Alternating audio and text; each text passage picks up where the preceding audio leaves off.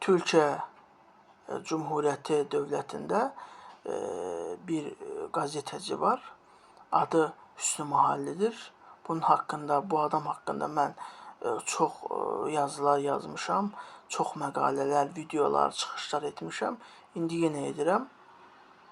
Hüsnü Mahalli Suriyanın, yəni Suriyada Əsəd rejiminin olduğu vaxtda bu adam Hüsnü Mahalli Suriyanın Ər-Müxabirat Təşkilatının, Kəşfiyyat Təşkilatının Türkiyədəki bir nömrəli adamıdır.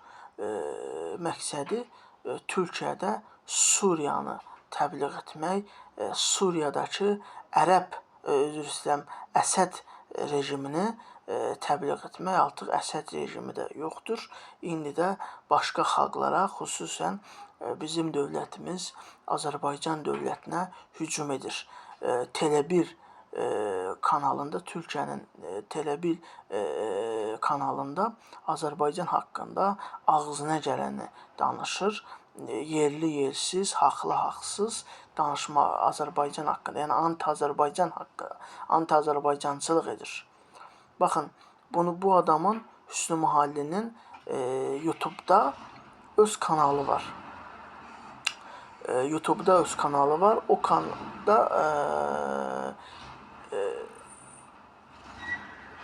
öz səhifəsinə Robert Koçalyanın şəklini vurub başlayır anti-Azərbaycançılıq təbliğ. Ona baxa bilərsiniz, onun o YouTube kanalında izləyə bilərsiniz. Liderlər serisi belə bir mövzudur. Ana səhifədə terrorist Robert Koçalyanın şəklini vurur. Orada bildirir ki, Türkiyənin keçmiş prezidenti Turgut Özal Hüsnü Mahalliyə deyir ki, Hüsnü Mahalli, bu gazetecidir, bildirir ki, bu Qarabağ məsələsi necə həll olunmalıdır. Hüsnü Mahalli də sanki gazeteci, jurnalist deyil, bir siyasətçi kimi aparır. Turgut Özala bildirir ki, gəlin Naxçıvandakı erməniləri, daha doğrusu Naxçıvanda yaşayan Azərbaycanlı türkləri Qarabağda yaşayan erməniləri Naxçıvana köçürür. Yəni beləliklə Naxçıvanı Ermənistana verək, Qarabağda Azərbaycanda qalsın. Yəni Qarabağ məsələsi bu cür həll edilə bilər. Hüsnü Mahallinin Turgut Özala dediyi söz bu olmuşdur. Buradan bir daha o Ər-Müxabiratın Türkiyədəki bir nömrəli adamı Hüsnü Mahalliyə səslənirəm. Azərbaycan müstəqil dövlətdir.